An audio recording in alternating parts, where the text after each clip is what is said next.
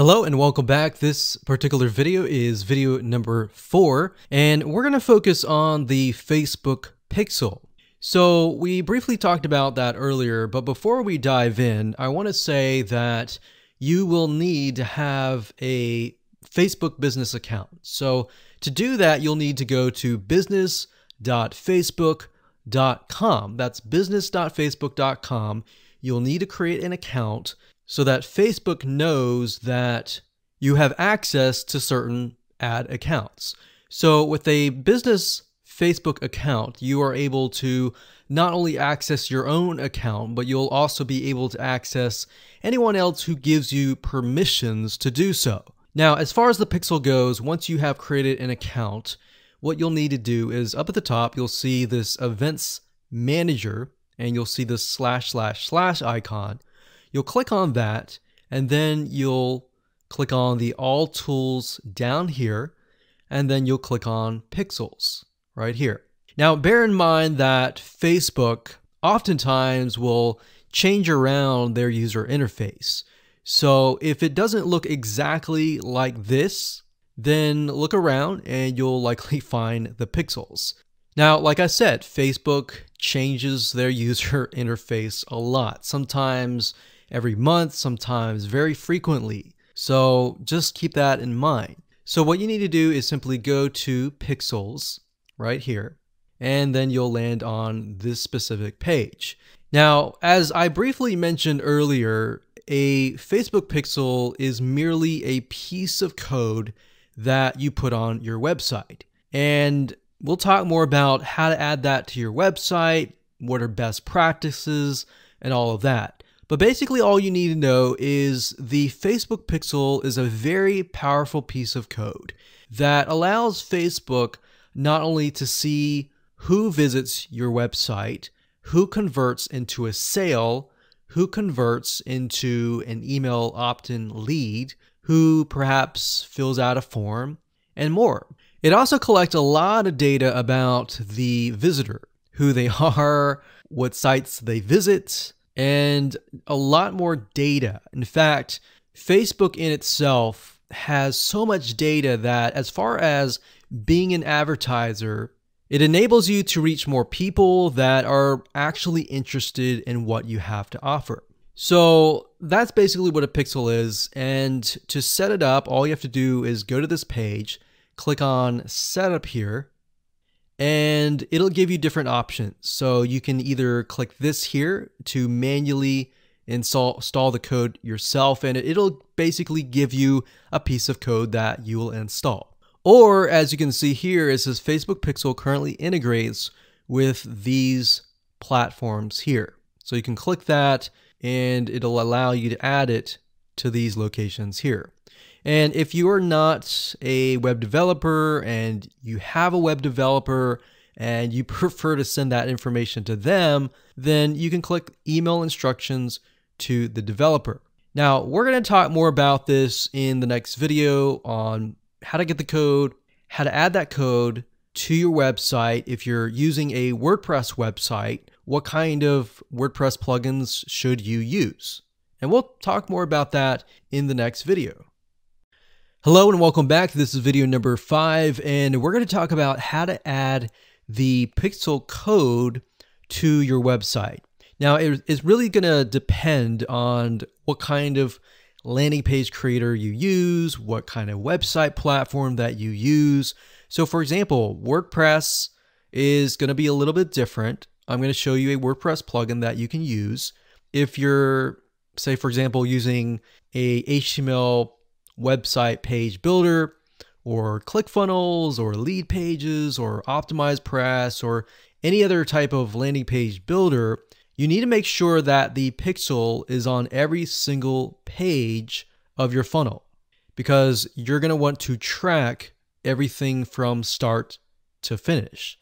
Or you just want to put the pixel code on the pages that you want to track. For example, the pages where they initially visit, the pages where they convert, the pages where they don't convert, and so forth, so that you're able to kind of get a bigger bird's eye view of what is happening, what people are visiting, what people are not, and all that. So if you click on the install pixel code in Facebook Manager, then you'll see this page. Now, like I said, it can change, but basically what you need to do is it says locate the header code for your website. So what you're going to look for is the head tags, and you're going to put the pixel code within these tags. So like I said, it's going to differ based upon what kind of platform you use. But the majority of times, if you are using something like Lead Pages or ClickFunnels or something similar, then they will typically give you the option to add some sort of code to the head tag. So that's actually very easy to do. Now, when it comes to something like WordPress, you will want to add this code to a plugin. You could do that, or you could add it to the header.php template of your WordPress theme. So I'm going to show you different options that you can take, 2 different options for a WordPress site. But of course, if you're not familiar and this is a little bit overwhelming, you can always get a web developer to do this for you. It's really not hard to do once you understand the concept. So now let's talk about the WordPress plugin that we highly recommend that you use. We actually use this on a lot of our WordPress sites, and it's a free plugin. If you go to wordpress.org/plugins/pixel your site, as you can see here, or you can simply come here, click on plugins, and type that in here. That's fine as well. But this plugin is very useful, and it allows you to add your Facebook pixel to certain pages of your WordPress site. So it's a matter of just simply installing the plugin, grabbing your pixel code, and adding it to the settings area. So it's very, very easy if what we talked about before, it seemed a little bit daunting. Now, once you have everything installed, the next thing you're going to want to have is you're going to want to install a Google Chrome extension called the Facebook Pixel Helper. And the reason why you want to install this is because you want to make sure that the web pages that you're inserting into Facebook actually have the Facebook pixel. You definitely don't want to assume that it is installed and set up your campaign, pay the money for the Facebook ads, and realize, oops, it's not there. So this is another free plugin for Google Chrome. And if you're using other things like Safari or Firefox, you can probably go and Google Facebook Pixel Firefox or Facebook Pixel Safari. But for Google Chrome, this is what we use. And all you have to do is install it. And as you can see down here, you're going to see this icon. And any web page that you visit in your funnel, if you click that, it should say that the pixel has been found. If it has not been found, you either need to reinstall it, showing what we talked about earlier with the WordPress plugin and all that, or even just hiring somebody who knows how to do that. And it's really not that hard. But this is going to make your life a lot easier. So again, go to Google, type in Pixel Helper Chrome extension, and you'll get this right here. And that's really all you need. All you need to do as a recap is, number one, install the pixel in the head tags for any web page that you want. And number two, get this Chrome extension so that you're able to test and make sure that you've installed the pixel correctly. So now that you understand how to add the pixel to your website, your WordPress site, or your landing page builder, let's move on to the next video and let's talk about the Facebook pixel variables and the different settings of the pixel itself so that you're able to track, you're able to see what is converting and all that. Hello and welcome back. This is video number 6 and we're going to dive into the Facebook pixel and talk about the different variables and settings, which according to Facebook is also known as standard events. Basically, all that means is that you're going to have a different code or different keyword for different scenarios. So we're taking a look right now at a standard Facebook pixel. Now I've blurred out or put X's in the area of my Facebook pixel ID. So you know that this is going to be your Facebook pixel ID. Now, if you go to facebook.com and you look for their standard events, you're going to see a list of different event codes. So you can see add to cart. This can track anytime somebody adds an item to the cart. So if you're selling maybe physical items or e-commerce or even digital items and they add it to the cart, you want to use the standard event code here. And what that means is you are going to take this code and put it in your pixel code, and then you're going to put that code on that page. You have another one called add payment info. This tracks when the payment information is added in the checkout flow. So you're going to add that to that specific page. Now, some of these will relate to you, some of them will not. So you can see complete registration. This is great for if somebody is trying to fill out a form and you're trying to get them to fill that form out and you want to track, did they fill that form or not? If they didn't, then this code would not be triggered. If they did, then of course they would land on the page after they fill out the form, and you would put that code on that page. We can see contact, which is if they went to a contact page and they contacted you, you could put that on the code and on that specific page. So as you can see, there are tons and tons of different standard events that relate to different actions. So we have donate, we have find location, we have initiate checkout, we have lead. Lead is whenever somebody signs up on your email list. Or they could be a form submission. They could sign up for a trial. They could land on a specific page where you would deem them to be a lead. And you would use that code right here. And then we have purchase.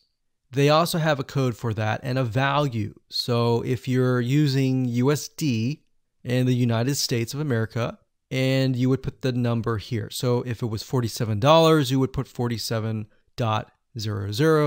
USD. If you were not using USD and you were using your own country's money symbol here, it could be Canadian, it could be AUS for Australia, you could put that here. And then we have schedule, we have search, we have start trial, we have submit application, we have subscribe, we have view content. So view content could simply mean they're viewing a special piece of content. So it could be something like the blog post, right? So we could send them to the blog post. You would make sure that the pixel code has this specific code in it. So why don't we go back to the pixel code and let me show you what you need to do. So let's say, for example, view content. So you're going to highlight this, click copy, and then you're going to go back to the pixel code here. And the only item that you want to change is this item here. So where it says FBQ, parentheses, track, comma, page view, we're going to remove that and then we're going to put that here. So in this case, it's view content and page view is going to be removed. So what we're going to do now is we're going to take this code and put it on the special piece of content page where we want to track it. Now, if it's a lead, we simply remove this and type lead. Now, when you run your Facebook ad campaign, what's going to happen is in the campaign, you'll see these keywords. So you can also put your own keyword as well. And it's going to tell you the keywords, how many people visited it, and all that. And you yourself will know, okay, so this many people out of 100 people came, 10 people, 10% became a lead. So you'll see leads 10. And that will give you an idea of what is actually converting. So let's do something else. Let's go back up here and let's do purchase. So we're going to copy this. We're going to go back here. And instead of a lead, we're going to copy and paste this here. It says track purchase value. Let's say it's $47, and that's all you need to do. And you're going to need to take this piece of code and put it on the page that they see after they purchase. So whatever page that they are sent to or redirected to immediately, you need to put that piece of code on that page. Now, let's say, for example, that we have a funnel and the funnel is an opt-in page. So in that case, the opt-in page is going to have a pixel code, and the track will be something like this.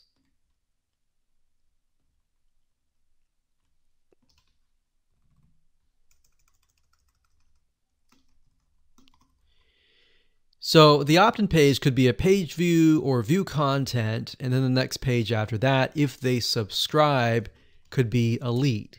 So throughout your funnel, you have different steps, you have different pages, and on those different pages, you'll have different pixel codes. Now, while that might seem a little bit complex right now, it really isn't. It's a matter of just changing the keyword and putting the code on the right page. And then, of course, using the Facebook Pixel Helper Google Chrome extension to go back to the page, make sure that pixel is on the page, and it'll tell you if the pixel is on the page and specifically what it is. So if it's a lead, it'll show a lead. If it's a purchase, it'll show a purchase. And it really is quite easy once you get the hang of it. So with that said, let's move on to the next video.